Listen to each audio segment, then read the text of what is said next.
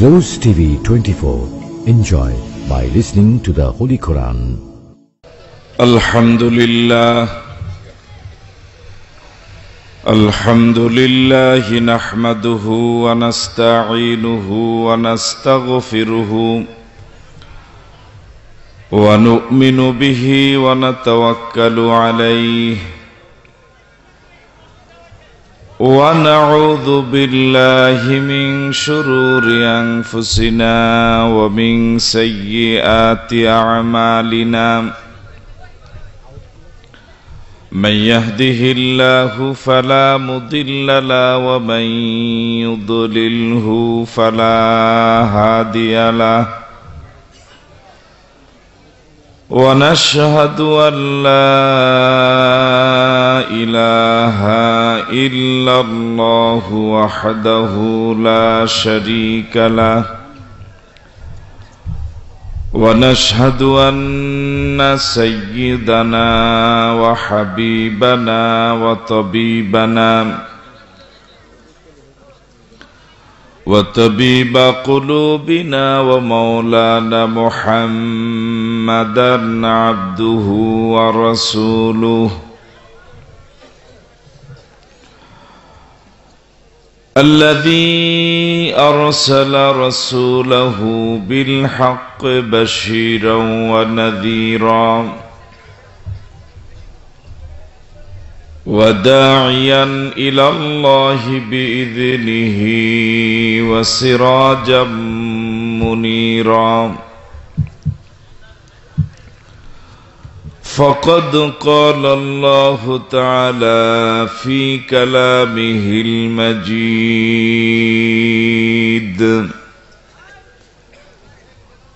وفي فرقانه الحميد.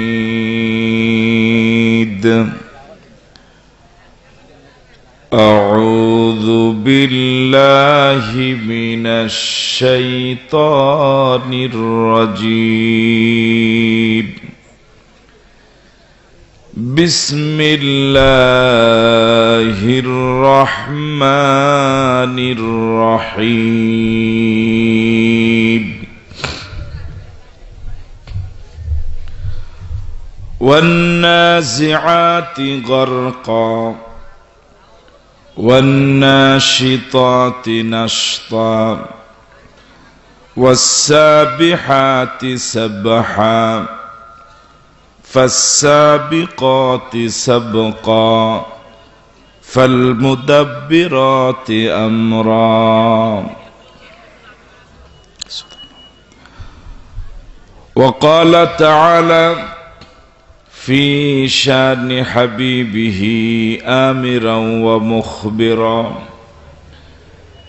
إن الله وملائكته يصلون على النبي يا أيها الذين آمنوا صلوا عليه وسلموا تسليما.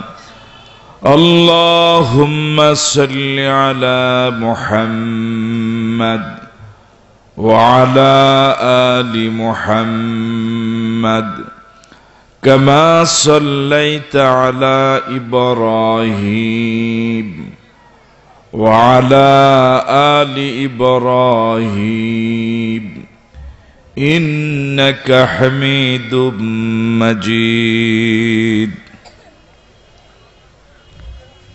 আজকের মাহফিলের সভাপতি রাসূলের জীবনী এবং আদর্শের উপরে গুরুত্বপূর্ণ আলোচনা রেখেছিলেন।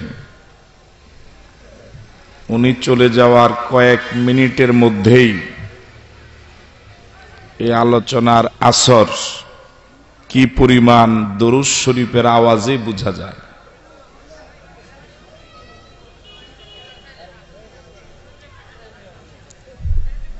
রাসূলের প্রতি দরুদ পড়া হচ্ছে। একটু আগেই রাসূলের জীবনীর উপর আলোচনা হলো। সিংহভাগ উম্মতি নির্লজ্জের মতো চুপ ছিলাম। এ জাতিকে ওয়াজ শুনিয়ে কি লাভ?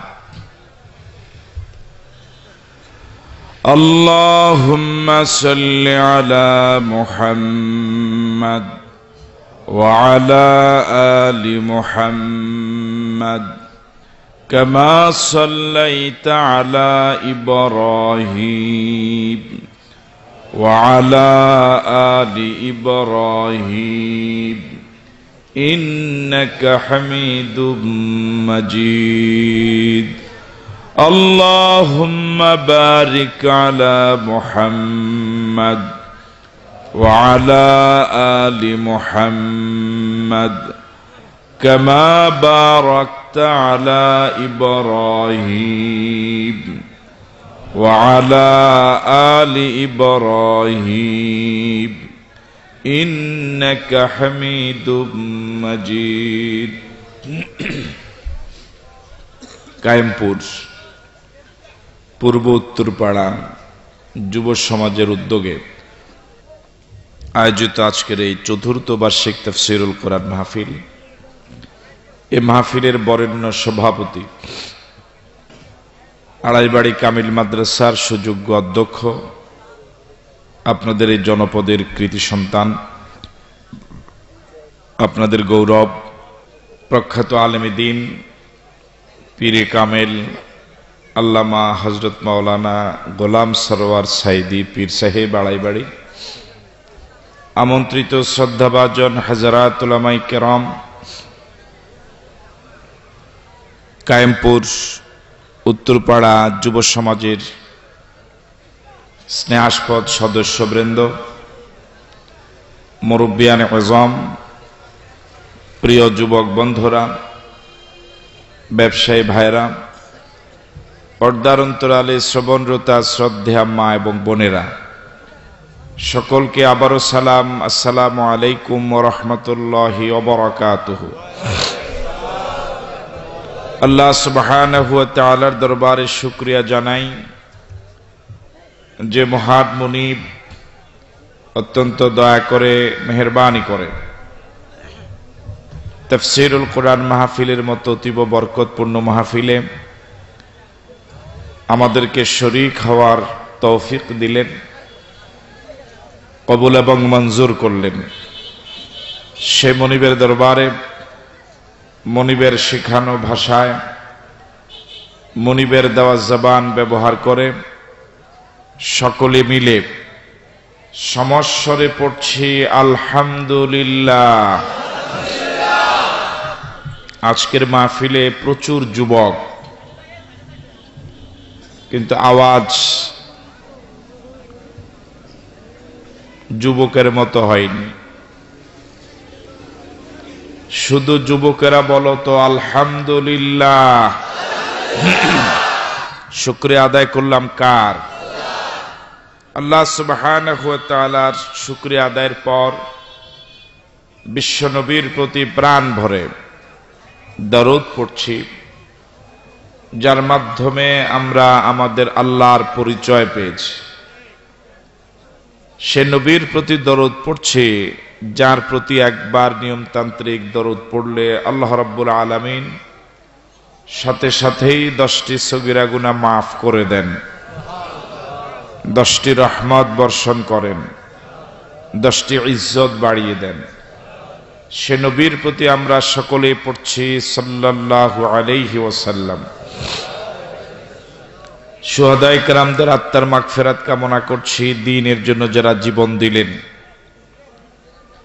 মাজলুম হয়ে কবরে গেলেন, পৃথিবীর বিভিন্ন অঞ্চলে বিভিন্ন সময়ে হাজারো জনতা নিয়ে ফরিয়াদ করছি, মুনিব তুমি তাদের সকলকে শহীদ হিসেবে কবুল করো। 52 সনে ভাষার জন্য যারা জীবন দিলেন, 71 সনে স্বাধীনতার জন্য যারা জীবন দিলেন, বিশেষ করে বীর মুক্তিযোদ্ধাদের জন্য দোয়া করছি, যাদের জীবনের বিনিময়ে স্বাধীনতা পেলাম, স্বাধীন ভূখণ্ড পেলাম, জাতীয় পতাকা পেলাম, মানচিত্র পেলাম। জাতির সূর্য সন্তান বীর মুক্তিযোদ্ধাদের মাঝে ঈমানদার অবস্থা যারা কবরে গেলেন, ঈমান নিয়ে যারা কবরে গেলেন, আল্লাহ রাব্বুল আলামিন তাদেরকে শহীদ হিসেবে কবুল করুক। এখনো যে সকল বীর মুক্তিযোদ্ধা ভাইরা জীবিত আছেন, আল্লাহ রাব্বুল আলামিন তাদের সহ আমাদের সকলকে কোরআনের জন্য কবুল করুক। সম্মানিত দ্বীনী ভাইরা, আপনাদের এই মাহফিল তাফসীরুল কোরআন মাহফিল, সে লক্ষ্যে শুরুতে আমি কোরআন মজিদের একটি সূরার কয়েকটি আয়াত তেলাওয়াত করেছি। আল্লাহর কাছে তৌফিক কামনা করছি, মুনিব তোমার শ্রেষ্ঠ কালাম থেকে কিছু বলতে, শুনতে, আমল করতে আমাদেরকে তৌফিক দান করো। আমরা যে সূরা থেকে তেলাওয়াত করেছি, এই সূরাটির নাম সূরাতুন নাজিআত। এই সূরার আয়াত সংখ্যা 46। এই সূরাতে রুকু রয়েছে 2টি। এই সূরার ক্রমিক নাম্বার 79। রাসূল করিম সাল্লাল্লাহু আলাইহি ওয়াসাল্লামের হিজরতের আগে নাজিল হয়েছিল, এজন্য সূরাটিকে বলা হয় মাক্কিয়া। আমি আবারও বলছি, সূরার নাম আন-নাজিআত, আয়াত 46, রুকু 2, ক্রমিক নাম্বার 79। সূরাটি মাক্কি। জবাব পাওয়া যাবে ইনশাআল্লাহ। যাদেরকে আল্লাহ জবান দিয়েছেন, যারা খুব বেশি দামি মানুষ, যে কোরআন মজিদের বিষয়ে কথা বললে আপনার ইজ্জত নষ্ট হবে, এমন লোকেরা জবান না খুললেই ভালো, যেটা আপনি খুব দামি মানুষ। আর যারা মনে করেন যে না, আমি অন্তত কোরআন মজিদ থেকে দামি না, তারা জবানটা খুলে কোরআন মজিদের এই বিষয়গুলোর ব্যাপারে একটু কথা বলুন। সূরার নাম, আয়াত, রুকু, ক্রমিক নাম্বার, সূরাটি মাক্কি না মাদানী? কোরআন মজিদের এই 79 নম্বর সূরার শুরুতে আল্লাহ রাব্বুল আলামিন 5 দল ফেরেশতার কথা বলেছেন। কয় দল ফেরেশতা? আরো আসতে বলুন। এই 5 দল ফেরেশতা, দল 5টা হলেও ওরা এরকম নয় যে এক দলের সাথে আরেক দলের কোনো মিল নাই। যে অবস্থাটা বিরাজমান পৃথিবীর মানুষের মাঝে, যত দল, যত মত, তত বেশি দূরত্ব। ফেরেশতারা বিভিন্ন গ্রুপে বিভক্ত হলেও ওদের মাঝে কোনো বৈপরীত্য নেই, দলাদলি নেই। এই দলাদলিটা আছে পৃথিবীর অন্যান্য দেশে, অবশ্য বাংলাদেশে নাই। আছে? ও তো একদম মাথায় হাতে দিয়ে ফেলছে দলাদলির অবস্থা শুনে। আমার ভাইয়েরা, মানুষ বিভিন্ন দলে বিভক্ত হবে, বিভিন্ন মতে বিভক্ত হবে, এটা অস্বাভাবিক নয়। কিন্তু অসুন্দর হলো বিভিন্ন দলের অসংখ্য মানুষের মাঝে হৃদ্যতা, আন্তরিকতা না থাকা। আপনারা কি আমার সাথে একমত? আমি উদাহরণ দিতে গিয়ে প্রায় বলি, আমাদের প্রত্যেকের দেহে কয়টি হাত? ও জানে না কয়টি হাত? এটা আমার কোন হাত? এ হাতে আল্লাহ রাব্বুল আলামিন মেহেরবানি করে আমাকে 5টা আঙ্গুল দিলেন। এই 5টা আঙ্গুল 5 দলে বিভক্ত। একটা আঙ্গুল থেকে আরেকটা আঙ্গুলের বেশ দূরত্ব, গঠন প্রকৃতিও ভিন্ন। যেমন এই আঙ্গুলটা কিছুটা মোটা, এটা চিকন। এটা খাটো, এটা লম্বা। একটা আঙ্গুল থেকে আরেকটা আঙ্গুলের যথেষ্ট দূরত্ব থাকার পরেও গঠন প্রকৃতির মাঝে ব্যবধান থাকলেও যখন কিছু ধরতে যান, ভাত খেতে যান, তখন কি এই 5টা আঙ্গুল আপনাকে সহযোগিতা করে? ভালোভাবেই করে না কম কম করে? কেন করে?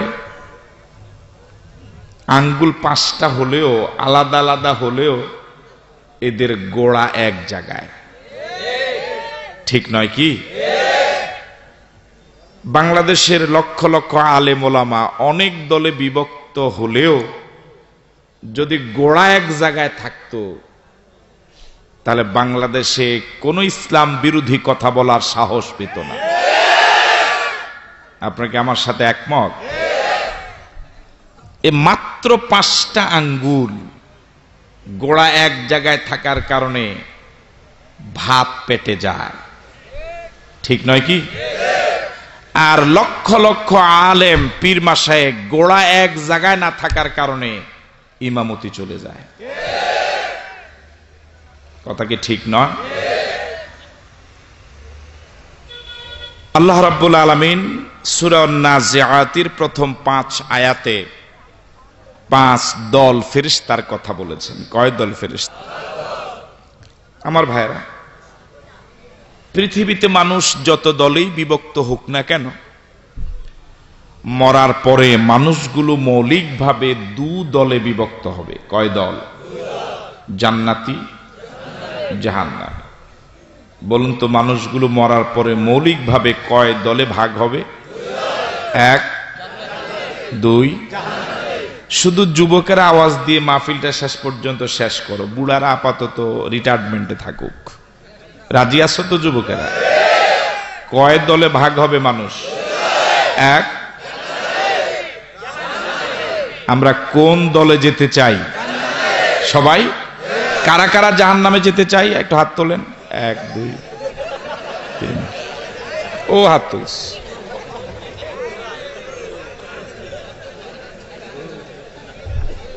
আমার ভাইয়ারাম, জান্নাতীরাও মরবে, জাহান্নামীরাও মরবে। জাহান্নামীদের মরণের ধরন আলাদা, জান্নাতীদের মরণের ধরন আলাদা। এই পৃথিবীতে কেউ বাঁচবে না, সকলকেই মরা লাগবে। যারা জান্নাতি তারাও মরবে, যারা জাহান্নামী তারাও মরবে, যারা মানুষকে মারে তারাও মরে।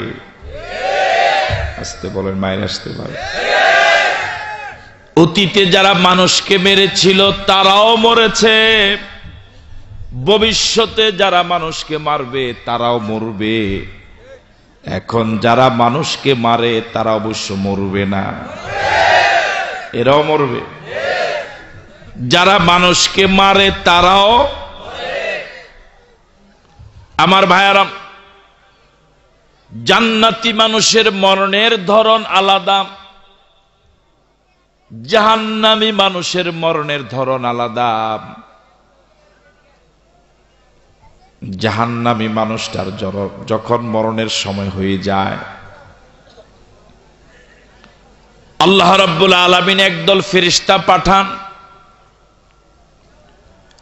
আদম থেকে শুরু করে পৃথিবীর শেষ মানুষ পর্যন্ত আল্লাহ যত মানুষ বানাবেন সব মানুষের নামে জান্নাতে একটি করে বাড়ি বরাদ্দ দেওয়া আছে।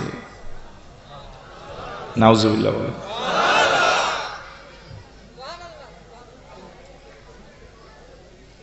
আপনারা তো ভারতের কাছাকাছি, এই জন্য আপনাদের অবস্থা এমন।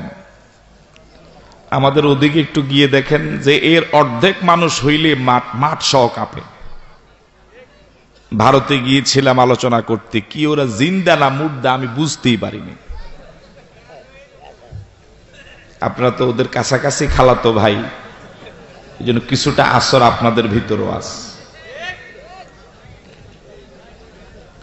আমার ভাইয়ারাম, জাহান্নামী মানুষটার যখন মরণের সময় হয়ে যায়, আল্লাহ রাব্বুল আলামিন একদল ফেরেশতা তার কাছে পাঠান। ফেরেশতারা এসে তার নামে জান্নাতে যে বাড়িটা বরাদ্দ দেওয়া ছিল ওই বাড়ির সচিত্র প্রতিবেদন দেখায়, দেখিয়ে বলে, আল্লাহর বান্দা, তুমি যদি আল্লাহর গোলামি করতে, নবীর সুন্নাহ অনুযায়ী যদি চলতে, ইসলামী আন্দোলন যদি করতে, দিন কায়েমের মিছিলের কর্মী যদি হতে, কোরআন সুন্নাহ অনুযায়ী যদি জীবন, ব্যক্তি, পরিবার, সমাজ, রাষ্ট্র চালাবার চেষ্টা করতে, ব্যক্তি জীবন, পারিবারিক জীবন, সামাজিক জীবন, অর্থনৈতিক জীবন, রাজনৈতিক জীবন, জীবনের প্রতিটি রন্ধ্রে রন্ধ্রে যদি আল্লাহর হুকুম, নবীর তরিকা অনুযায়ী চলতে, আল্লাহ রাব্বুল আলামিন তোমার জন্য জান্নাতের এই বাড়িটা বরাদ্দ রেখেছিলেন। তুমি যেহেতু আল্লাহর গোলামি করো নাই, আল্লাহর হুকুম মতো চলো নাই, নবীর সুন্নাহ অনুযায়ী চলো নাই,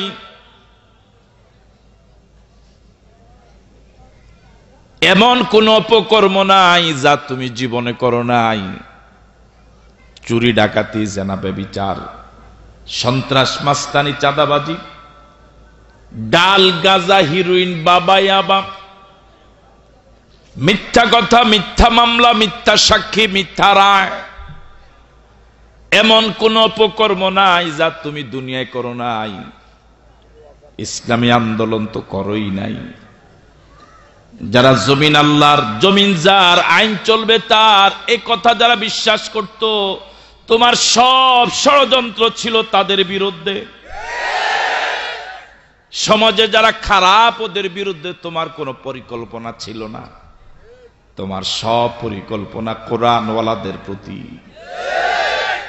জীবনে কখনো আল্লাহু আকবার স্লোগান দাও নাই, বরং যারা আল্লাহু আকবার স্লোগান দিত তাদের বিরুদ্ধে তুমি মামলা দিতে। এমন কোন অপকর্ম নাই যা তুমি করো নাই। আল্লাহ রাব্বুল আলামিন এই অপরাধের কারণে তোমার নামে জান্নাতে যে বাড়িটা বরাদ্দ ছিল সেটা ডিলাইট করে তোমার জন্য জাহান্নামের এই বাড়িটা বরাদ্দ দিয়েছে। জোরে বলেন না নাউজুবিল্লাহ। একটু আগে লোকটা জান্নাতের সুন্দর বাড়ির সচিত্র প্রতিবেদন দেখলো, কিছুক্ষণ পরে জাহান্নামের আগুনে ভরা, আযাবে ভরা বাড়ির সচিত্র প্রতিবেদন যখন তার সামনে উপস্থাপন করা হবে, তার দেহ থেকে রূহটা বের হতে চাইবে না। দেহের ভিতরে রূহটা বিদ্যুৎ বেগে দৌড়াদৌড়ি করবে, কোনোভাবেই বের হতে চাইবে না।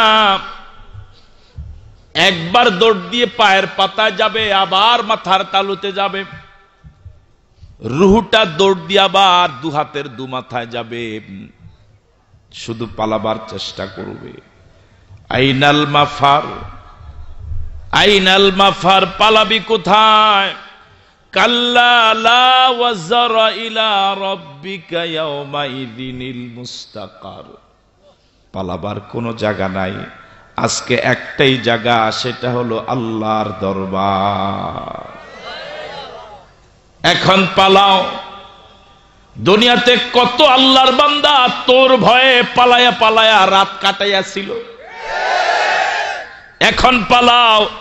দুনিয়াতে কত আল্লাহর বান্দা ইসলামী আন্দোলনের কর্মী তোর ভয়ে পালায়া পালায়া দেশ থেকে অন্য দেশেও গিয়ে যেতে বাধ্য হয়েছিল। দুনিয়াতে কত আল্লাহর বান্দা, কত আলেম ওলামা পালায়া পালায়া জীবন যাপন করো, সেখানে রক্ষা পায় নাই, তোর কবজায় ধরা পড়েছিল। আজকে পালাও। কাল্লা লা ওয়াজরা ইলা রাব্বিকা ইয়াওমাইযিনিল মুস্তাকার। পালাবার বিকল্প কোনো জায়গা নাই, ভিন্ন কোনো জায়গা নাই, একটাই জায়গা, সেটা হলো আল্লাহর দরবার। আমার ভাইয়ারা, রূহটা বের হতে চাইবে না, বিদ্যুৎ বেগে পুরা দেহে চতুর্দিকে দৌড়াদৌড়ি করবে। রুহটা যখন দৌড় দিয়ে পায়ের পাতা যাবে সেখানে ফেরেশতা আছে না নাই? যখন মাথায় যাবে সেখানে আছে না নাই? যেদিকে রুহটা দৌড় দিয়ে যাবে সে জায়গা থেকে ওই ফেরেশতারা জোর করে মজবুর করে টেনে হেঁচড়ে রুহটা বের করে আনবে। এই একদল ফেরেশতার শপথ করেছেন আল্লাহ প্রথম আয়াতে, ওয়ান্নাজিআতি গরকা, ওয়ান্নাজিআতি গরকা। ওই একদল ফেরেশতার শপথ যারা জাহান্নামীদের রূহ জোর করে দেহ থেকে টেনে টেনে বের করে আনে। আল্লাহু আকবার। দুনিয়াতে কত আল্লাহর বান্দাকে রাজপথে পিটায়া পিটা মেরেছিলি, না মারে নাই? কথা বলেন, মারে নাই? ইন্না বাতশা রাব্বিকা লাশাদীদ, ইন্না বাতশা রাব্বিকা লাশাদীদ। আমার আল্লাহর ধরা বড় শক্ত ধরা। আল্লাহ শুধু চান ফামাহিলিল কাফিরিনা আমহিলহুম রুয়াইদা। আল্লাহ একটু ঢিল দিয়ে চান, ওরা লাভ দিয়ে কতটুকু যা।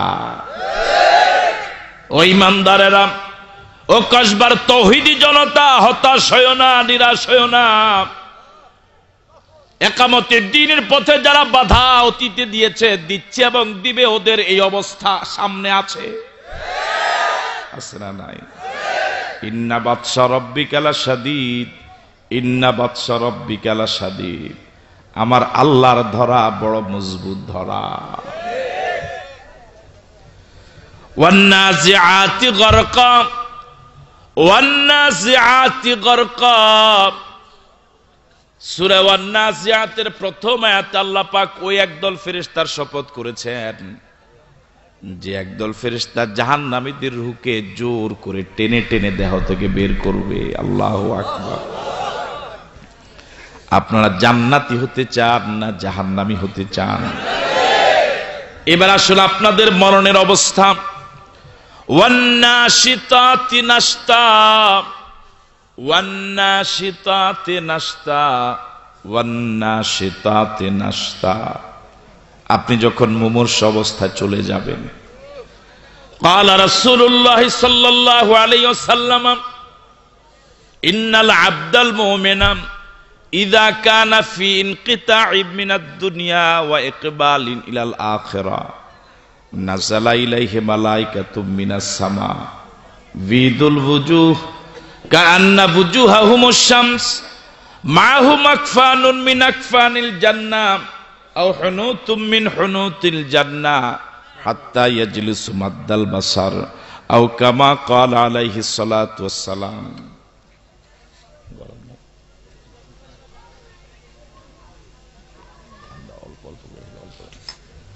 রাসূল কারীম সাল্লাল্লাহু আলাইহি ওয়াসাল্লাম বলেন, ঈমানদার বান্দার যখন মরণের সময় হয়ে যায়, আল্লাহ রাব্বুল আলামিন তার রূহকে কবজ করার জন্য একদল ফেরেশতা পাঠান। ওই একদল ফেরেশতা আসার সময় জান্নাতি সুগন্ধিযুক্ত কাপড় নিয়ে আসে। বিশ্বাস হয় আপনাদের? আসার সময় সুগন্ধিযুক্ত পাত্র নিয়ে আসে। বিদুল ওয়ুজুহ, ওই ফেরেশতাদের চেহারা এত সুন্দর, এত সুন্দর, কান্না বুজুহাহুমুশ শামস, আকাশের উদীয়মান সূর্য যেমন। আপনার কাছে যে ফেরেশতারা আসবে তাদের প্রত্যেকের চেহারা এমন। এত অধিক সংখ্যক ফেরেশতা আপনার কাছে আসবে, মুমূর্ষু অবস্থা আপনি যেদিকে তাকাবেন শুধু রহমতের ফেরেশতা দেখবে।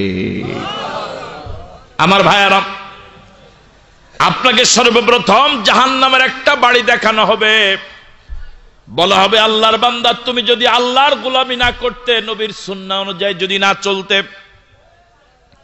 তোমার জন্য জাহান্নামের এই বাড়িটা বরাদ্দ দেওয়া ছিল। তুমি যেহেতু আল্লাহর গোলামি করেছ, কারো রক্ত চক্ষুকে ভয় করো নাই, মসজিদ কমিটিকে ভয় করো নাই, মাহফিল কমিটিকে ভয় করো নাই, রাষ্ট্র শক্তিকে ভয় করো নাই, ভয় করেছে একমাত্র তোমার মালিক আল্লাহ। তোমার মালিক আল্লাহকে। আল্লাহ রাব্বুল আলামিন তোমার জন্য জাহান্নামের বাড়িটা ডিলাইট করে তোমার জন্য জান্নাতের সুন্দর বাড়িটা বরাদ্দ দিয়েছে। কত কষ্ট করে আল্লাহর গোলামি করেছ। ইসলামী আন্দোলন করার কারণে তোমার বাবা তোমার কলেজের টাকা বন্ধ করে দিয়েছে, ফর্ম ফিল আপ করতে পারো নাই। একামতে দ্বীনের কর্মী হওয়ার অপরাধে তোমার লজিং বাড়ির মালিক তোমাকে বাড়ি থেকে তাড়িয়ে দিল। তুমি মেস ভাড়া করে থাকতে ছাত্র জীবনে রাষ্ট্রের পক্ষ থেকে নোটিশ এলো, তোমাকে তাড়িয়ে দেওয়া হলো না, হয় নাই? কত কষ্ট করেছো দ্বীনের পথে, ঠিক মতো ঘুমাতে পারো নাই, ভালো মানের খেতে পারো নাই। কত কষ্ট করে কোরআনের পথে তুমি অটল ছিলে। তোমার ঘর জ্বালিয়ে দেওয়া হলো, বাড়ি জ্বালিয়ে দেওয়া হলো, তোমার সামনে তোমার ভাইকে গুম করা হলো, তোমার সামনে কত মজলুমের ইতিহাস। সব উপেক্ষা করে তুমি দ্বীন কায়েমের পথে রাজপথের প্রথম সারিতে ছিলে। কষ্টার্জিত টাকা নিজে লেখাপড়া করতে, আবার প্রতি মাসে আনত দিতে, বাড়িতেও পাঠাতে। তুমি মাজার পূজা করো নাই, দরগা পূজা করো নাই, দুর্গা পূজা করো নাই, পীর পূজা করো নাই, ল্যাংটা পূজা করো নাই, গাছ পূজা করো নাই, শিরক করো নাই, বেদাত করো নাই। তাওহীদ এবং সুন্নাহর উপরে তুমি অটল ছিলে। আল্লাহ রাব্বুল আলামিন খুশি হয়ে তোমার জন্য জান্নাতের বাড়িটা বরাদ্দ দিয়েছে। সুবহানাল্লাহ। আমার ভাইয়ারা, একটু আগে আপনি জাহান্নামের বাড়িটা দেখবেন, কিছুক্ষণ পরে জান্নাতের সুন্দর সুদর্শন তাসুরুন নাজিরিন নিয়ামতে ভরা বাড়ি যখন দেখবেন। আন আবি হুরায়রা রাদিয়াল্লাহু তাআলা আনহু قال قال رسول الله صلى الله عليه وسلم قال الله تعالى أعددت لعبادي الصالحين ما لا عين رأت ولا أذن سمعت ولا خطر على قلب بشر أو كما قال عليه الصلاة والسلام। আবু হুরায়রা রাবি, রাসূল করিম সাল্লাল্লাহু আলাইহি ওয়াসাল্লাম বলেন, আল্লাহ রাব্বুল আলামিন বলেছেন হাদিসে কুদসি, আ'দাতু লিইবাদিয়াস সালিহিন, আমার নেককার বান্দা যারা, আল্লাহওয়ালা যারা, নবীওয়ালা যারা, ফরহেজগার যারা, মুত্তাকি যারা, এমন বান্দার জন্য আমি আল্লাহ এমন বাড়ি বানায়া রাখছি। জোরে বলেন না সুবহানাল্লাহ। বানাবো না, বানানো আছে। মালা আইনুন রাত, এমন সুন্দর বাড়ি পৃথিবীতে কোনো মানুষ কোনোদিন চোখে দেখে নাই। ওয়ালা উযুনুন সামিআত, কোনো দিন কোনো কান শুনে নাই। ওয়ালা খাতারা আলা কলবে বাশার, এমন সুন্দর বাড়ির কল্পনা কোনো মানুষ কোনোদিন করে নাই। সুবহানাল্লাহ। আপনি যখন এমন সুন্দর বাড়িটা দেখবেন, তখন এই দুনিয়াটাকে মনে হবে পচা পচা পচা, এই দুনিয়াটাকে মনে হবে বাজে দুনিয়া। ওই জান্নাতের বাড়িটাতে যাওয়ার জন্য আপনি পাগল হয়ে যাবেন। আল্লাহু আকবার। বাল তুসিরুনাল হায়াতাদ দুনিয়া ওয়াল আখিরাতু খায়রু ওয়া আবকা।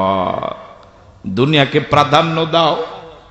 দুনিয়ার সামান্য সম্পদের জন্য, সামান্য কয়েকদিনের ক্ষমতার জন্য কত জুলুম না মানুষের প্রতি করলে।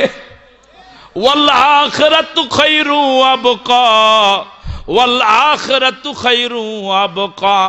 এই কয়েকদিনের দুনিয়ার জন্য কত কিছু করলে, আখিরাতের থেকে অনেক ভালো, আখিরাত অনেক স্থায়ী। আপনি যখন জান্নাতের বাড়িটা দেখবেন, দেহে আর রূহটা থাকতে চাইবে না, পাগল হয়ে যাবে। রূহটা কত দ্রুত বের হবে দেহ থেকে, তখন মনে হবে রূহটা বের হলেই যেন নাজাত। আল্লাহু আকবার। আমার ভাইয়েরা, দ্বিতীয় একদল ফেরেশতা আপনার কাছে আল্লাহ পাঠাবেন, যারা আসার সময় জান্নাতি সুগন্ধিযুক্ত কাপড় নিয়ে এসেছিল, আসার সময় সুগন্ধিযুক্ত পাত্র নিয়ে এসেছিল। আপনার রূহটা এখন তারা ইজ্জতের সাথে বের করে সুন্দর জান্নাতি সুগন্ধিযুক্ত কাপড়ে রেখে দিবে। ক্বালা রাসূলুল্লাহ সাল্লাল্লাহু আলাইহি ওয়াসাল্লাম ফাতাখরুজু কামা তাসিলুল কাতরাতু মিনাস সিকাব। জান্নাতীদের রূহটা দেহ থেকে এত সুন্দরভাবে বেরিয়ে যাবে পানি ভর্তি কলস থেকে। কলস কি চিনেন? কি রে ভাই, রাগ করছেন কি আপনারা? পানি ভর্তি কলস কি চিনেন? পানি ভর্তি কলস কাত করলে পরে পানি যেভাবে নিরিবিলি গড়াইয়া পড়ে, আপনার দেহ থেকে রূহটা এত সুন্দর ভাবে গড়াইয়া পড়বে। ওয়াইন কুনতুম তারাউনা গায়রা যালিক। আল্লাহ নবী বলেন, ও আল্লাহর বান্দারা, তোমরা যারা এই বান্দার চারপাশে বসা, তোমরা যদিও দেখো বিপরীত দৃশ্য, তোমরা দেখো লোকটা চোখ উলট পালট করে ফেলে, জিহ্বা বের করে ফেলেছে, কেমন যেমন করে। ওয়াইন কুনতুম তারাউনা গায়রা যালিক, যদিও এর বিপরীত দৃশ্য দেখো, আসলে তার দেহ থেকে রূহ বের হতে কোনোই কষ্ট হয় না। জোরে বলেন না আল্লাহু আকবার। আমার ভাইয়েরা, এই আয়াতের তাফসীর পড়ে আমি যেটা বুঝেছি, সত্যিকার অর্থে ইমানদার একজন ইমানদার জান্নাতের বাড়ি তার সামনে না দেখলে পরে জীবন দেওয়ার জন্য ফাঁসির কাস্টে যেতে পারে না। কথা বলেন ঠিক নয় কি? হাদিসের আয়াতের তাফসীর হলো, জান্নাতীদেরকে মরার আগে জান্নাতের বাড়িটা দেখায়, এ হলো তোমার বাড়ি। তখন তার কাছে দুনিয়াটা পচা, দুনিয়াটা মনে হয় বেদামা নয়, একেবারে কম দামা নয়, বেদামা বেদামা। এই দুনিয়াটা একেবারে বাজে, একেবারে পচা। ওই বাড়িতে আমাকে যাওয়াই লাগবে। সে পাগল হয়ে যায়, সে পাগল হয়ে যায়। এই জান্নাতের বাড়ি না দেখলে পরে কোন আল্লাহর বান্দা হেঁটে হেঁটে রাত 12টার সময়, সে জানে 12টা 1 মিনিটে তার ফাঁসি হবে, সে পায়ে হেঁটে হেঁটে জীবন দিতে যেতে পারে না। কথা বলে ঠিক নয় কি? এরা যদি আল্লাহর ওলি না হয়, টাকার বিনিময়ে যারা ঈমান বিক্রি করে, ওরা বুঝে আল্লাহর ওলি। আমার ভাইয়ারা, একজন আল্লাহর বান্দাকে হক পথ থেকে দূরে সরাবার জন্য প্রথমে টাকার লোভ দেখানো হলো। চাকরি দেওয়া হবে, অনেক জমি দেওয়া হবে, পদ দেওয়া হবে। আপনারা আছেন সাথে? এই পরীক্ষাটা পাশ করা সহজ না কঠিন? প্রথমে রেলওয়ের জায়গা, এমপি পদ, অনেক টাকা, লোভনীয় অফার, এত কিছুর মোকাবেলায়, কোটি কোটি টাকার মোকাবেলায় টিকে থাকা সহজ না কঠিন? আপনি টিকে গেলেন। এরপরে টিকে যাওয়ার পরে এবার দ্বিতীয় কঠিন পরীক্ষা হলো, আপনার সামনে আপনার ছেলেকে গুম করা হলো, মেয়েকে গুম করা হলো, আপনার ঘর জ্বালিয়ে দেওয়া হলো, বাড়ি জ্বালিয়ে দেওয়া হলো, চাকরি চলে গেল, আপনার বিরুদ্ধে শত শত মামলা হলো। আগের পরীক্ষা থেকে দ্বিতীয় পরীক্ষাটা সহজ না আরো কঠিন? হ্যাঁ, প্রথম পরীক্ষা যে পরিমাণ পাশ করবে, দ্বিতীয় পরীক্ষা হ্যাঁ একেবারেই ফেল। 2-1 জন কি পাশ করবে না? তৃতীয় আরো কঠিন পরীক্ষা হলো, আপনি টিকে গেলেন, আপনার ঘর জ্বালিয়ে দিল, বাড়ি জ্বালিয়ে দিল, চাকরি হারালেন, সব হারালেন, আপনি এখনো টিকে আছেন। এবার আপনার বিরুদ্ধে রায় হলো, আজ রাত 12টা 1 মিনিটে আপনাকে ঝুলানো হবে। বলুন তো, প্রথম 2 পরীক্ষা থেকে শেষ পরীক্ষাটা, কথা বলেন, আরো সহজ না কঠিন? আরো জোরে বলেন। এবার আপনাদের হাজারো জনতার কাছে আমার প্রশ্ন, শেষ পরীক্ষায় পাশ করার মতো লোক বাংলার জমিনে ছিল কি ছিল না? তারা প্রথম পরীক্ষায়ও না অফার দেওয়া হয় নাই? হয়েছে? কথা বলেন, হয়েছে? পাশ করেছে। দ্বিতীয় পরীক্ষা কি তাদের দেওয়া লাগে নাই?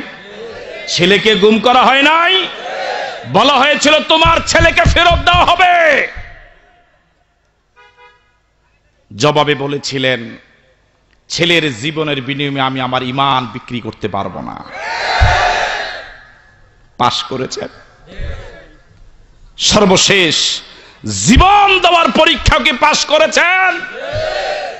এরা যদি আল্লাহর ওলি না হয়, এরা যদি আল্লাহর খাঁটি বান্দা না হয়, প্রথম পরীক্ষায় জুব্বাওয়ালা পাগড়িওয়ালা পাশ করেছে না ফেল করেছে? কথা বলেন।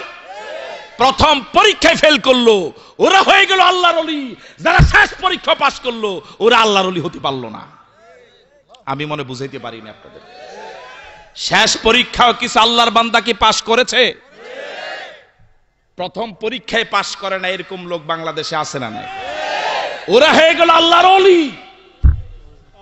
আর যারা শেষ পরীক্ষা পাশ করলো, ওরা কয় না, ওরা আমল ভালো না। কথা বলে, রাগ করছেন আপনার আমার কথা? তুমি প্রথম পরীক্ষায় ফেল। কার জামা কত লম্বা এটা আল্লাহর কাছে জানার দেখা বিষয় নয়। আমার ভাইয়েরা, 24 ঘন্টা তুমি কি অবস্থা থাকো এটা দুনিয়ার মানুষও দেখে, এর থেকে বেশি দেখে কে? সামান্য টাকার বিনিময়ে পুরা আলেম সমাজকে, বিশ্বের মুসলমানদেরকে পদদলিত করেছো। তুমি আল্লাহর ওলি।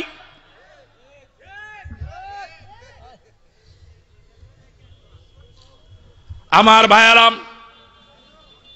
জান্নাতের বাড়ি সচক্ষে মরার আগে জান্নাতি মানুষ যখন দেখে, তখন নিজে হেঁটে হেঁটে পরিবারের সব সদস্যদেরকে নিয়ে আল্লাহর কাছে দুহাত তুলে মুনাজাত করে, দেশবাসীকে দোয়া করে, দোয়া চেয়ে হেঁটে হেঁটে জীবন দিতে পারে ওরা, যারা মরার আগে জান্নাতের ছবিটা সামনে দেখতে পায়।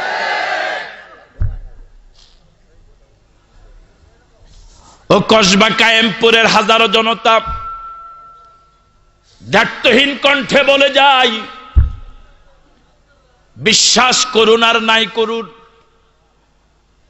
আমার ভাইয়েরা, কোন আলেম যদি বলে আমি ঘুষ খাই না, এর কোনো দাম নাই। আলেম মানুষ, ওকে ঘুষ দেয় কে? কিন্তু কোন ডিসি যদি বলে আমি ঘুষ খাই না, সত্যিকার যদি খায় না, সে আল্লাহর ওলি। প্রতিদিন তার কাছে লক্ষ লক্ষ টাকার ঘুষের অফার আসে। আমার ভাইয়েরা, মন্ত্রী যদি বলে আমি ঘুষ খাই না, বাস্তবে যদি তিনি ঘুষ না খান, 5 বছর যদি তিনি 1 টাকারও দুর্নীতি যদি না করেন, ও আল্লাহর ওলি হতে পারলো না। এখনো মন্ত্রী হও নাই, এমপি হও নাই, চেয়ারম্যান হও নাই, শুধু একটু জায়গা পাইছো, সব বিলায় দিছো, তুমি আল্লাহর ওলি। কি রে ভাই, কথা কয় না কা?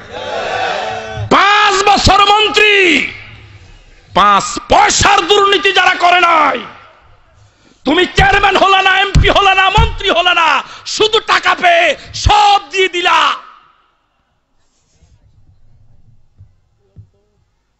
ওরা চেয়ারম্যান হয়েছে, এমপি হয়েছে, মন্ত্রী হয়েছে, জীবন দিয়েছে, কোটি টাকা লাথি মেরে চলে গিয়েছে জান্নাতে।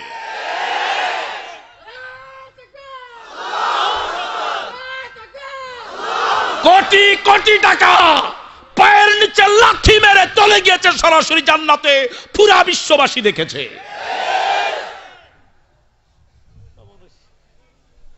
আমার ভাইয়েরা, ওরা আমাদেরকে শিখিয়ে গেল, ওরা জীবন দিয়ে আমাদেরকে শিখিয়ে গিয়েছে, দুনিয়া লাথি মার, জান্নাতের পথে দৌড়া। ওয়ান্নাশিতাতি নাশতা, ওয়ান্নাশিতাতি নাশতা। আল্লাহ দ্বিতীয় আয়াতে শপথ করলেন, ও একদল ফেরেশতার যারা জান্নাতীদের রূহকে ইজ্জতের সাথে রিসিভ করে। সুবহানাল্লাহ। আপনার রূহটা ইজ্জতের সাথে রিসিভ করে। আসার সময় জান্নাতি সুগন্ধিযুক্ত কাপড় নিয়ে এসেছিল ওরা। ওয়ান্নাশিতাতি নাশতা, ওই একদল ফেরেশতা এবার আপনার রূহটা সুগন্ধিযুক্ত কাপড়ে ইজ্জতের সাথে রাখবে। সুবহানাল্লাহ। এবার আপনার রূহটা কাপড় সহ জান্নাতি সুগন্ধিযুক্ত পাত্রে রেখে দিবে। সুবহানাল্লাহ। খুশি না বেজার? এই জন্য মন থেকে বলেন আলহামদুলিল্লাহ। আরো জোরে বলেন আলহামদুলিল্লাহ। আবার বলেন আলহামদুলিল্লাহ।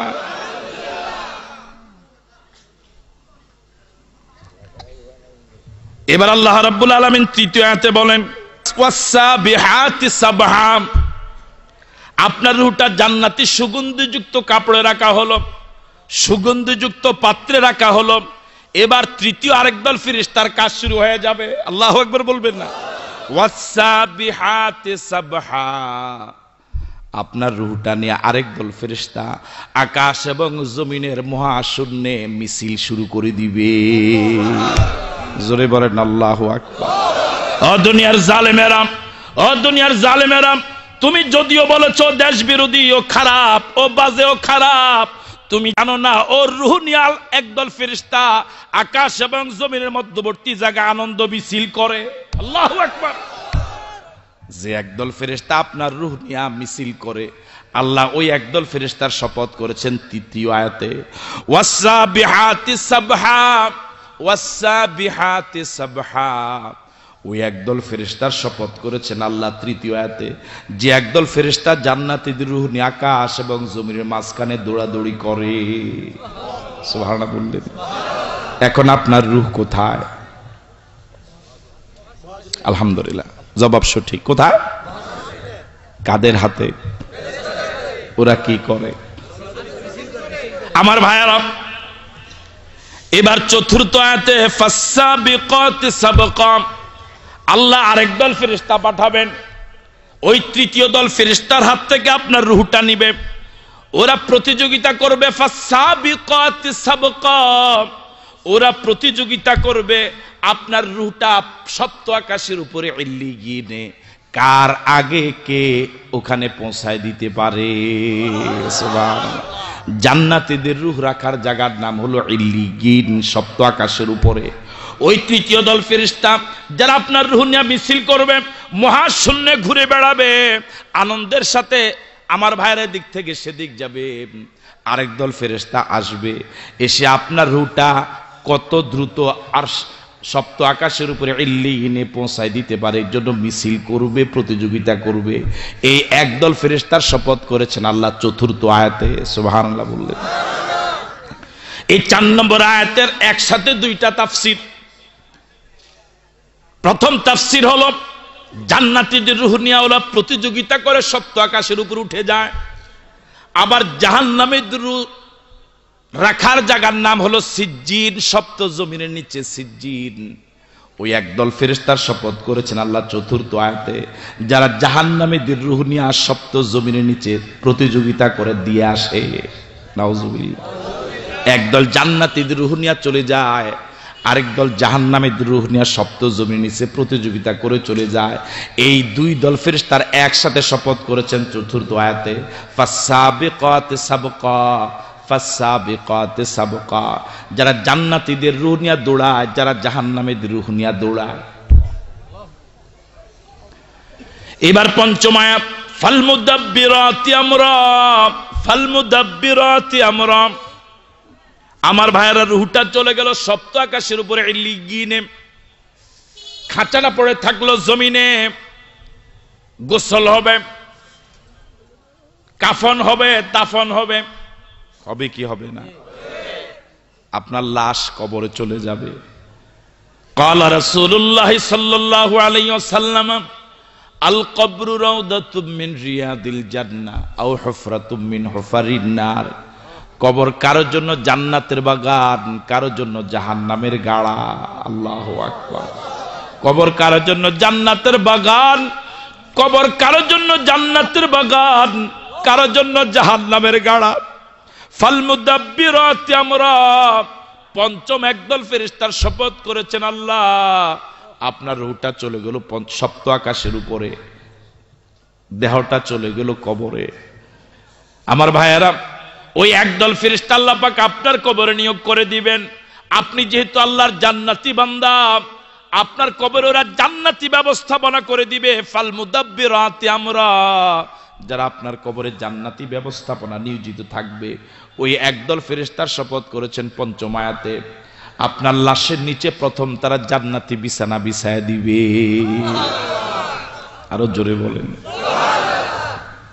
আমার ভাইয়েরা, আপনি হয়তো দুনিয়া রিকশাওয়ালা ছিলেন, ঠেলাওয়ালা ছিলেন, কুলি ছিলেন, মজুর ছিলেন।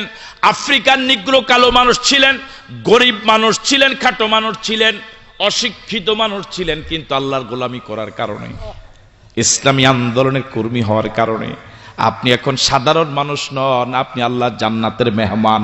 ফাফরিশুহু মিনাল জান্নাহ ফালমুদাব্বিরাতি আমরা, ওই পঞ্চম দল ফেরেশতাকে আল্লাহ নিয়োগ করে দিবেন।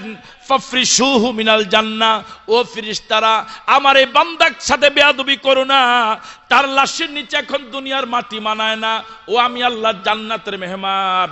ফাফরিশুহু মিনাল জান্নাহ, ওর লাশের নিচে জান্নাতি বিছানা বিছায়া দাও। ও যুবক, ও যুবক, কপালে চুমো দিয়ে বলি, বুকে জড়িয়ে ধরে বলি, ও যুবক, ও যুবক, কার পিছনে ঘুরো? তোমার নেতাও বেনামাজি, তোমাকেও বানায় বেনামাজি। কথা বলে ঠিক নয় কি? ও যুবক, কাদের পিছনে মিছিল করো? ওরাও ডাইল খায়, তোমাদের হাতও ডাইল তুলে দেয়। ও যুবক, কার পিছনে সময় দাও? তুমি আল্লাহর পথে জীবন দাও, আল্লাহর পথে সময় দাও। আল্লাহর পথে যদি সময় দিতে পারো, আন নবী হুরায়রা রাদিয়াল্লাহু তাআলা আনহু قال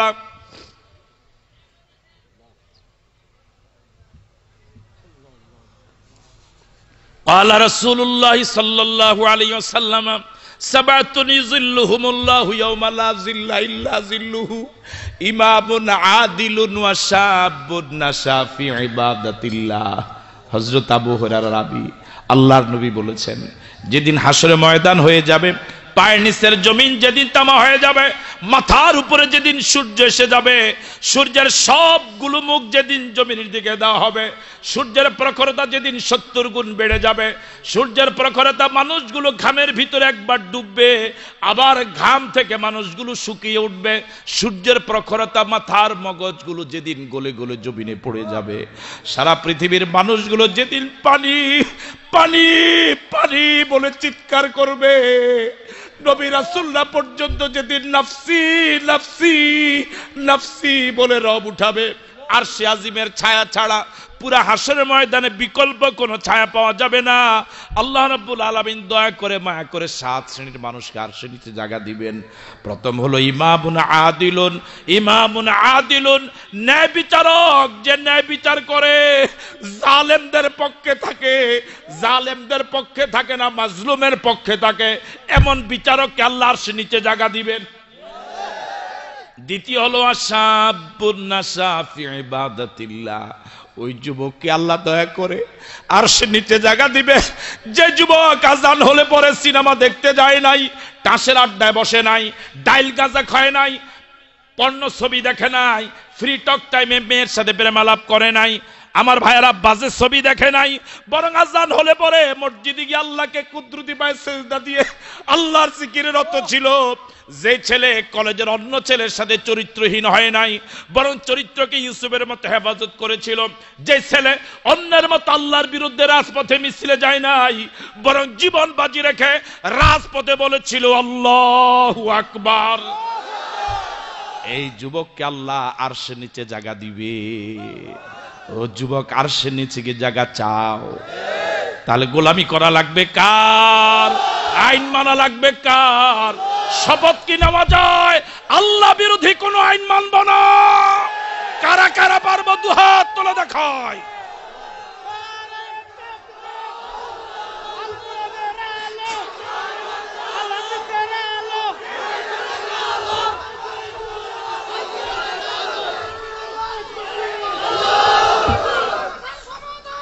আমার ভাইয়েরা, আমার ভাইয়েরা, দলেরা আইন না মানলে 10 দল থেকে বহিষ্কার হতে হয়। কথা বলেন ঠিক নয় কি? দেশের আইন না মানলে দেশদ্রোহী হতে হয়। তুমি আমার আল্লাহর আইন মানবা না, আমরা কি তোমার বিরুদ্ধে আল্লাহর কাছে মামলা দেব না? তোমার কথা না মানলে তুমি কত হুঙ্কার দাও, তুমি আমার আল্লাহর বিরুদ্ধে কথা বলবা, আমরা কি রক্ত গরম করব না?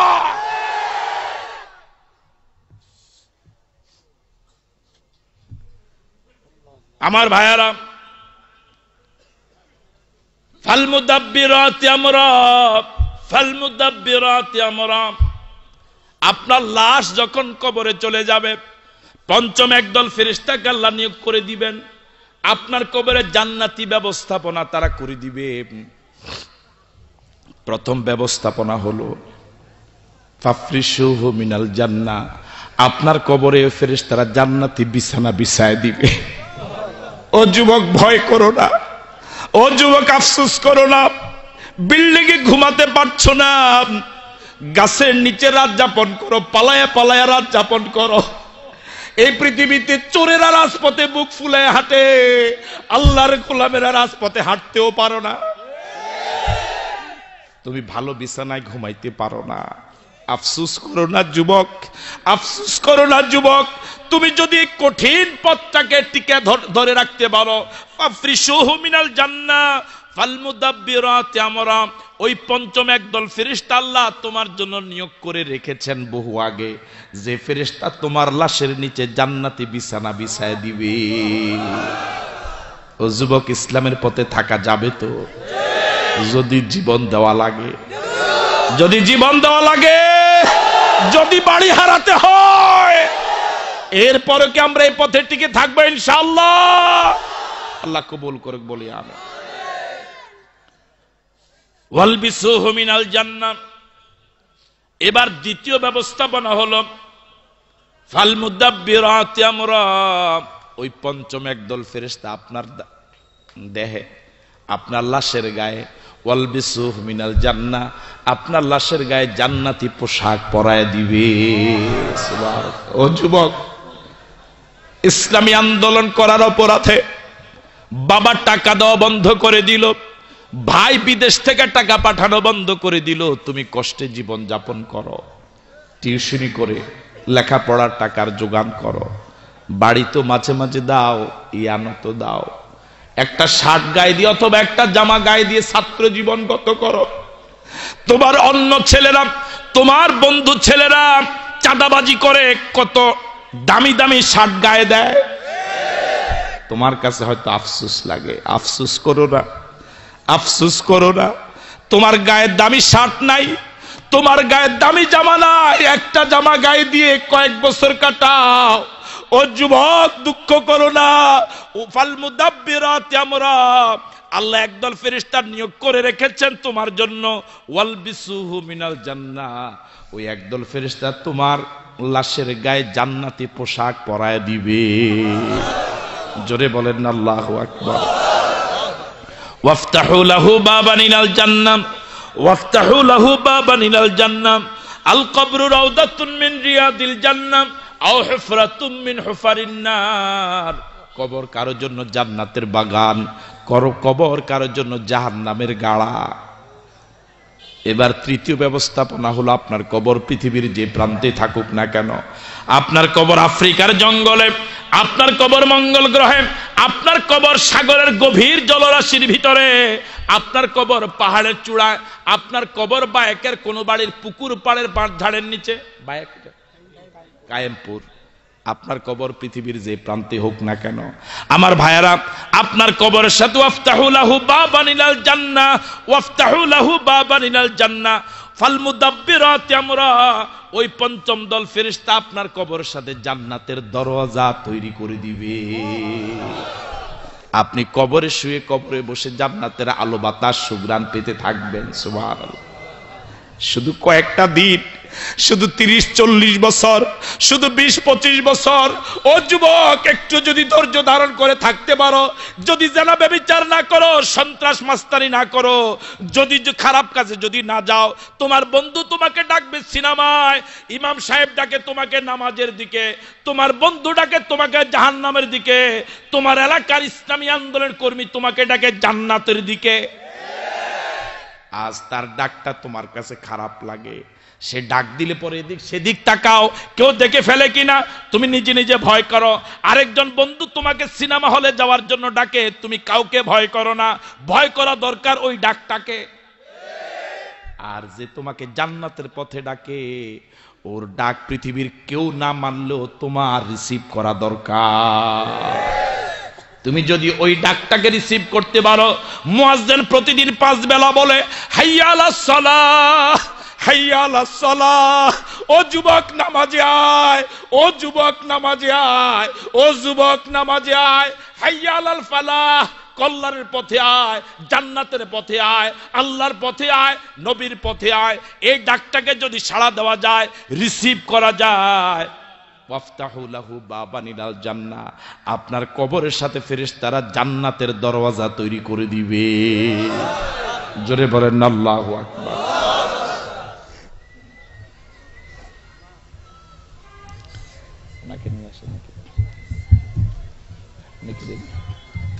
ওনারও বিরক্ত হচ্ছে, প্রধান মেহমান চলে আসতেছে ইনশাআল্লাহ। আর কয়েক মিনিট কি শোনা যাবে ইনশাআল্লাহ? কতক্ষণ? 2 ঘন্টা? উনি এরপরে 2 ঘন্টা পরে কয়েক। আমার ভাইয়ারা, জান্নাতীদের রূহ সপ্ত আকাশের উপরে ইল্লিয়িনে চলে গেল, জাহান্নামের রূহ চলে গেল সপ্ত জমিনের নিচে। ফাল মুদাব্বিরাতি আমরা, এই আয়াতের দ্বিতীয় ব্যাখ্যা হলো, পঞ্চম একদল ফেরেশতা আল্লাহ নিয়োগ করে দিবেন, জাহান্নামীদের কবরে লাশের সাথে জাহান্নামী ব্যবস্থাপনা করে দিবে। আও হুফরাতুম মিন হুফরিন নার, অথবা কবর কারোর জন্য জাহান্নামের গাড়া। আপনি যদি জাহান্নামী হন, ওই একদল ফেরেশতার সর্বপ্রথম আপনার লাশের নিচে জাহান্নামী বিছানা বিছায়া দিবে। দুনিয়াতে কত আরামের বিছানায় ঘুমাও, দুনিয়াতে কত আরামের বিছানায় ঘুমাও, কত দামি দামি বিছানায় ঘুমাও। এ দেশে অনেক লোক এমন আছে, কোনো চাকরি নাই, কোনো ইনকাম নাই, কিন্তু মার্কেটের বড় মাছটা সে প্রতি মার্কেটে কিনে। জোরে বলেন আছে না নাই? কত দামি দামি বিছানায় তুমি ঘুমাও, কিন্তু আজ হুফরাতুম মিন হুফারিন নার, তোমার কবর জাহান্নামের গাড়া। আমার ভাইয়েরা, প্রথম তোমার সাথে ফাল মুদাব্বিরাতি আমরা, এই একদল ফেরেশতা যে আচরণটা করবে সেটা হলো তোমার লাশের নিচে জাহান্নামের আগুনের বিছানা বিছায় দিবে। সুতরাং দুনিয়াতে যত আরামে থাকতে চাও থাকো। দ্বিতীয় ব্যবস্থাপনা হলো ফাল মুদাব্বিরাতি আমরা, ওই একদল ফেরেশতা এবার জাহান্নামীদের লাশে জাহান্নামের আগুনের পোশাক লাগায় দিবে। দুনিয়াতে কত আরামের, কত দামি দামি জামা কাপড় গায়ে দিয়েছিল না, দেয়নি?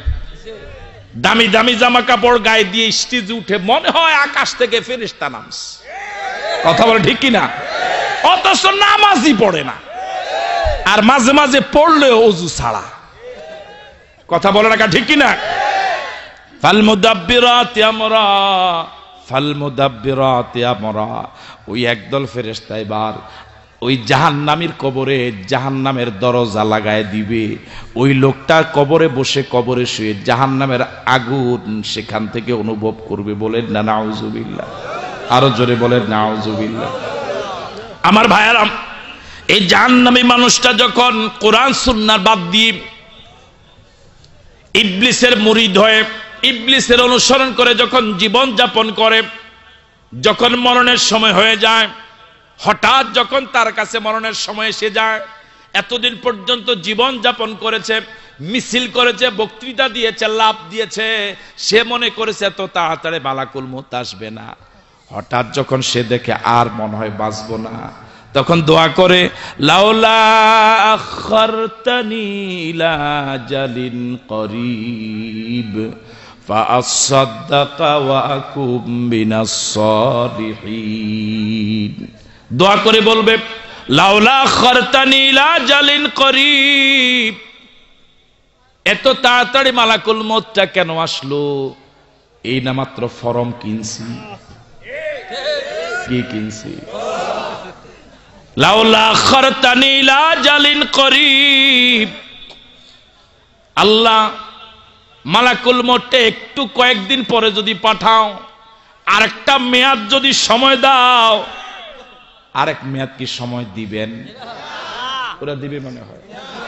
আরেক মেয়াদ কি সময় দিব? আল্লাহ পাকও দিবে না। ওয়ালাই ইউআখিরাল্লাহু নাফসান ইযা জা আজালুহা আল্লাহ পাক বলেন না, মেয়াদ যখন শেষ হয়ে যাবে আর রিনিউ করা হবে না। কার কথা? জাহান্নামীরা দোয়া করে বলবে, লাউলা আখারতানি ইলা জালিন করিব ফাআসাদদাকা, ও আল্লাহ আরেকটা মেয়াদ যদি সময় দাও, আর কয়েকদিন যদি সময় পাই, ফাআসাদদাকা, তোমাকে প্রমিস করছি, ওয়াদা করছি, কথা দিচ্ছি, আমার সব সম্পদ তোমার রাস্তায় দান করে দিব, সদকা করে দিব। আছেন আপনারা মাঠে? নাই মনে হয়, ও মোরাকাবায় চলে গেছে। ফাআসাদদাকা, আল্লাহ আমার সব সম্পদ সদকা করে দিব। কয়টা ওয়াদা গেল? একটা।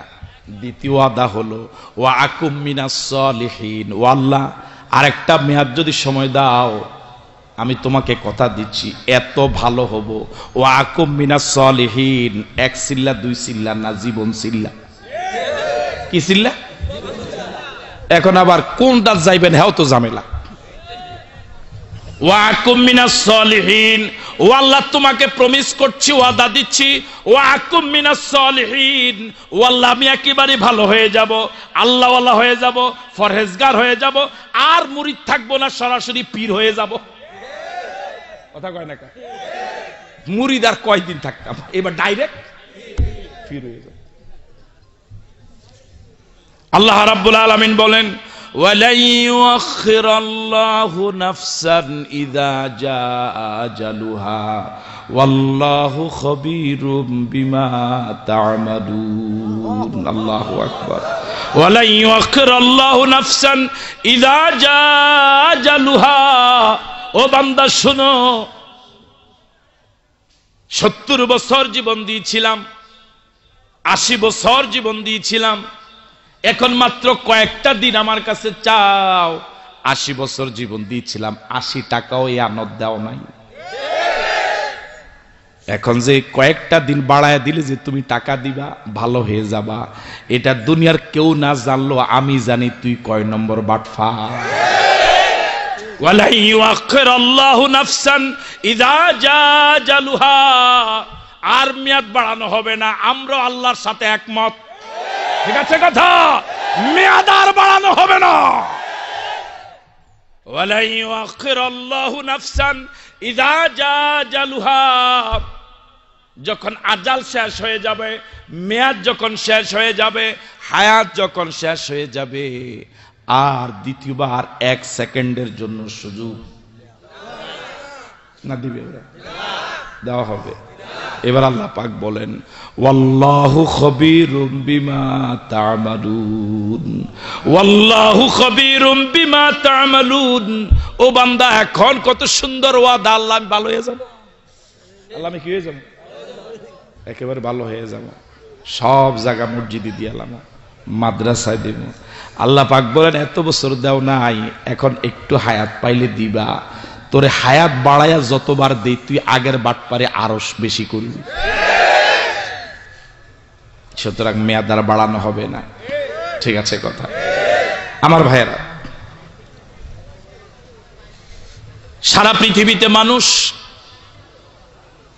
ইবলিসের প্ররোচনায় যত পড়ে, জীবদ্দশায় সবচেয়ে বেশি প্ররোচিত হয়, সবচেয়ে বড় পরীক্ষার সম্মুখীন হয় মরার সময়। উদাহরণ কয়েকদিন আগেও তো গেল, কথা বলেন ঠিক কি? আমার ভাইরা, কে কত বড় দরবে সেটা জানার দরকার নাই, ঈমান নিয়ে মরলো কিনা এটা দরকার। এই জন্য তো আল্লাহ দোয়া শিখালেন, বান্দা দোয়া করো, রব্বানা লা তুজিগ কুলুবানা বা'দা ইয হাদাইতানা ওয়া হাব লানা মিন লাদুনকা রাহমাতান ইন্নাকা আনতাল ওয়াহ্হাব। পারেন? সবাই পড়েন, রব্বানা লা তুজিগ কুলুবানা বা'দা ইয হাদাইতানা ওয়া হাব লানা মিন লাদুনকা রাহমাতান ইন্নাকা আনতাল ওয়াহ্হাব। রব্বুল আলামিন, রব্বানা, ও আমাদের আল্লাহ, ও আমাদের রব, তোমার কাছে বিনয়ের সাথে ফরিয়াদ, একবার যেহেতু তুমি হেদায়েত দিয়েছ, মেহেরবানি করে মরণ পর্যন্ত আর গোমরাহ করো না। জোরে বলেন আল্লাহু আকবার। জোরে বলেন আল্লাহুম্মা আমিন। আমার ভাইরা, কত ইমানদার মরার সময় বেঈমান হয়ে মরে, আবার কত বেঈমান মরার সময় ইমানদার হয়ে মরে। একজন ইমানদার সারা জীবন যত পরীক্ষা দেয়, মরার সময় সবচেয়ে কঠিন পরীক্ষা দেয়। ইবলিস ইমানদারের পিছনে সারা জীবন যত সময় দেয়, মরার সময় সবচেয়ে বেশি সময় দেয়। তার কারণ হলো তখন সে এতটুকু প্রস্তুতি নেয়, এতটুকু সিদ্ধান্ত নেয়, সারা জীবন ওর পিছনে সময় দিয়েছি, সফল হই নাই, এখন মরার সময় যদি একটু সুযোগ পাই, ও যদি আমার মুরিদ হয়ে মরে, আমি সারা জীবনের চেষ্টা সফল। এই জন্য মুমূর্ষ লোকটার মুমূর্ষ অবস্থায় ইবলিস এই লোকটার মরা আব্বার শুরুতে আসে, এই লোকটার মরা আম্মার শুরুতে আসে। আছেন আপনারা মাঠে, লোকটা শায়িত, কিছুক্ষণ পরে মরে যাবে। এই লোকটার মরা আব্বার শুরুতে একটা ইবলিস, মরা আম্মার শুরুতে আর একটা ইবলিস আসে। আশেপাশে অসংখ্য মানুষ বসা, কেউ দেখে না, কিন্তু মুমূর্ষ রোগীটা দেখে। ওই মৃত আব্বা আম্মার শুরুতে ইবলিস এসে বলে, দেখ বাবা, আমি তোর আম্মা, আমি তোর আব্বা, আমরা জীবদ্দশায় তোর মতো আলেমদের কথা শুনে আমল করেছিলাম, একামতের দ্বীনের সাথে ছিলাম, হক্কানি পীর মাশায়েখকে মেনে চলেছিলাম, কোরআন সুন্নাহ অনুযায়ী চলেছিলাম, কিন্তু মরে গিয়ে দেখি এগুলো সব ডাহা, মিথ্যা। আরো জোরে বলেন না নাউজুবিল্লাহ। বলুন তো এই পরীক্ষাটা সহজ না কঠিন? ও দেখতেছে আমার আব্বা পরামর্শ দিচ্ছে, বাবা আমি মরে গিয়ে দেখেছি আলেমদের কথা মিথ্যা, এখনো সময় আছে, সব বাদ দে, আল্লাহর উপর ঈমান বাদ দে, নবীর উপর ঈমান বাদ দে। বাবা বলছে, বাবা এগুলো ছেড়ে দে। এখন সে কিং কর্তব্য বিমর হয়ে যায়, কি আব্বা আম্মার কথা শুনবে না আলেমদের কথা শুনবে? আব্বা আম্মার প্র্যাকটিক্যাল কথা, ওরা মরে গিয়ে বাস্তব জীবনে দাঁত রেখেছে, তা আমাকে বলছে, আর আলেমদের কথা প্র্যাকটিক্যাল নয় বরং থিওরিক্যাল। কথা বলেন ঠিক কিনা? দ্বিতীয়ত সে চিন্তা করবে, আলেমরা স্বার্থের কারণে কথা বলে, আর আমার আব্বা আম্মা কথা বলে নিঃস্বার্থভাবে। সন্তানের প্রতি মা বাবার ভালোবাসার কোনো বিনিময় কি নেয়? আমরা আলেমরা কি বিনিময় নেই? ওকে নেয় না বলে আজকে যে আমি আসছি, বিনিময় দিবে না?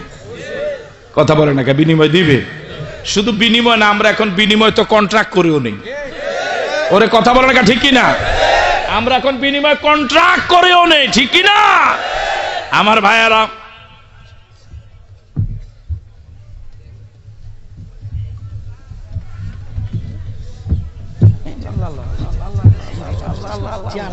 আল্লাহ আল্লাহ দেখে আমাদের আলামত, আলামতের সদরা। আলহামদুলিল্লাহ, বলি আলহামদুলিল্লাহ। বাংলার জমিনে যারা নিঃস্বার্থভাবে হক কথাগুলো তাওহীদি জনতাকে শুনিয়ে যায়, জীবনকে বাজি রেখে, আমার এই বন্ধুবর কামরুল ইসলাম সাইদ আনসারী অন্যতম। আল্লাহ তার হায়াত দারাজ করে দিক, স্বাস্থ্যকে ভালো করে দিক, ইলমি যোগ্যতা, আমলি যোগ্যতা আরো বাড়ায় দিক, জাতির জন্য তার খেদমতটাকে আল্লাহ দীর্ঘদিন জারি রাখুক। আমার ভাইয়েরা, কোরআনের পাখি চলে গেলেন বদ্ধ ঘরে, আল্লাহ হাজারো কোরআনের পাখি তৈরি করে দিয়েছেন। এখন যেটার অভাব সেটা হলো ইখলাস, ইখলাস, ইখলাস। আমরা কেউ ধরেছি ওনার পাগড়ি, কেউ ধরেছি ওনার টুপি, কেউ ধরেছি ওনার নাহমাদু নুসাল্লি আলার সুর, কিন্তু ওনার ইখলাস ধরতে পারি নাই। ঠিক নয় কি? আল্লাহ আমাদেরকে ইখলাস দিয়া ভরপুর করে দাও। আর জোরে বলি আমিন। আমার ভাইয়েরা, আমরা নিঃস্বার্থভাবে কথা বলি না। ৫,০০০ টাকা মুনাজাতে দিলে একরকম আওয়াজ, ১০০ টাকা দিলে আরেক রকম আওয়াজ। কথা বলেন ঠিক কিনা? মুরিদ যদি পীরকে হাতে ৫,০০০ টাকা দেয়, দোয়া একরকম। গরিব মানুষ টাকা ছাড়া যদি বলে হুজুর একটু দোয়া করেন, দোয়ার সুর আরেক রকম। কথা কয় না ঠিক কিনা? ভাই আমি স্টাইলে কই আর কি আর কিতা করতে হ্যাঁ। আমার ভাইয়ারা, আপনি আপনার আব্বার জন্য আমাকে দোয়াগির হিসেবে নিলেন, আমাকে 5,000 টাকা দিবেন, ধনী মানুষ, গাড়িওয়ালা। আমি কবরের পাশে গিয়ে অথবা অন্য জায়গায় দোয়া করলে চোখের পানি আসতেও পারে, তবে এই চোখের পানিটা টাকার মায়ায় হতে পারে। আমি চিন্তা করব লোকটা মাত্র একটা মুনাজাতে 10,000 টাকা দিল, একটু না কানলে কেমন হয়? কথা বলেন ঠিক কিনা? কিন্তু মা বাবার ভালোবাসা একেবারে নিঃস্বার্থ। ওই মুমূর্ষ রোগীটা চিন্তা করে আমার আব্বা আমার আম্মা ওরা তো নিঃস্বার্থ ভাবে আমার জন্য কথা বলবে। এমন কঠিন পরীক্ষা লোকটা বিগত জীবনে কখনো পড়ে নাই। আমার ভাইরা, এই কঠিন সময়ে আল্লাহর রহমত ছাড়া ঈমান হেফাজত করা যাবে না। আল্লাহ রাব্বুল আলামিন বলেন, ইন্নাল্লাযীনা ক্বালু রাব্বুনাল্লাহ সুম্মা ইসতাকামু তাতানাজ্জালু আলাইহিমুল মালাইকা আল্লা তাখাফু ওয়া লা তাহজানু ওয়া আবশিরু বিল জান্নাতিল্লাতী কুনতুম তুআদুন। ইন্নাল্লাযীনা ক্বালু রাব্বুনাল্লাহ, যারা স্বীকার করে নিয়েছে আমাদের রব আল্লাহ, আমাদের রব আল্লাহ। দল আমার রব নয়, সরকার আমার রব নয়, বিরোধী দল আমার রব নয়, পীর আমার রব নয়, আমার নেতা আমার রব নয়, আমার রবের নাম হলো আল্লাহ। সুম্মা ইসতাকামু, এই কথা বলে ক্ষান্ত হয় নাই, বরং কঠিন বিপদের সময় লক্ষ কোটি টাকার অফার করা হলো, এমপি পদ অফার করা হলো, চাকরি দেওয়া হবে, সব মামলা খালাস করা হবে, গুম করা ছেলেকে মুক্ত করা হবে, ফাঁসির রায় আমার ভাইরা বাদ দেওয়া হবে। এমন অফারের মোকাবেলায় সুম্মা ইসতাকামু, একবার যে আল্লাহকে রব বলে স্বীকার করেছিল, জীবন চলে গেলেও সুম্মা ইসতাকামু এই কথার উপরে অটল থাকে যারা। আল্লাহু আকবার। আমার ভাইয়ারা,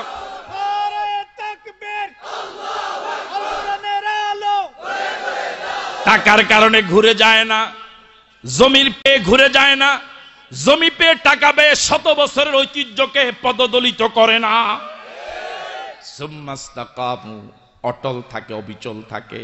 তাতানাজ্জালু আলাইহিমুল মালাইকা, এই লোকটার মুমূর্ষ অবস্থা যখন ইবলিস মরা মা মরা বাবার সুরতে এসে ধোঁকা দেয়, তখন আল্লাহ রাব্বুল আলামিন একদল ফেরেশতা নাজিল করে তার ঈমানকে হেফাজত করে।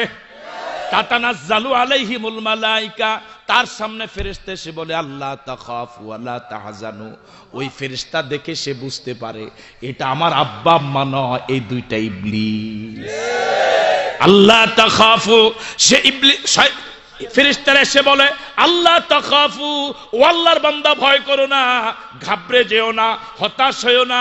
ওয়াবশিরু বিল জান্নাতিল্লাতী কুনতুম তুআদুন, যে জান্নাতের ওয়াদা তোমাকে দেওয়া হয়েছে সে জান্নাতের শুভ সংবাদ নাও।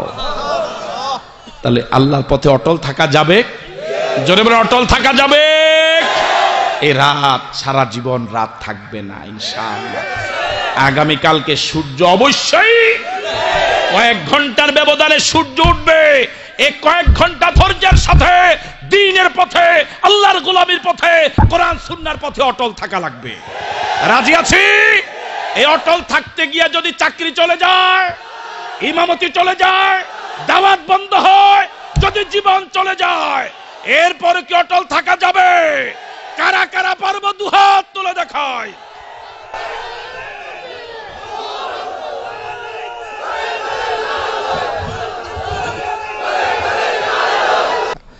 তো আমার জন্য দোয়া করবেন, আমি আপনাদের জন্য দোয়া করি। আয়োজকদেরকে ধন্যবাদ জানাই, আপনাদেরকে মোবারকবাদ জানিয়ে আমার আলোচনা শেষ করছি। এই দেশের জন্য দোয়া করছি, আল্লাহ দেশের স্বাধীনতাকে হেফাজত করুক বলি আমিন। এই দেশের সেনাবাহিনী, বিজিবি, র‍্যাব, পুলিশ ভাইদের প্রতি আল্লাহ পাক খাস রহমত নাজিল করুক। হাযা মা ইনদি ওয়াল ইলমু ইনদাল্লাহ আলাইহি তাওয়াক্কালতু ওয়া ইলাইহি উনীব। আসসালামু আলাইকুম ওয়া রাহমাতুল্লাহি ওয়া বারাকাতুহু।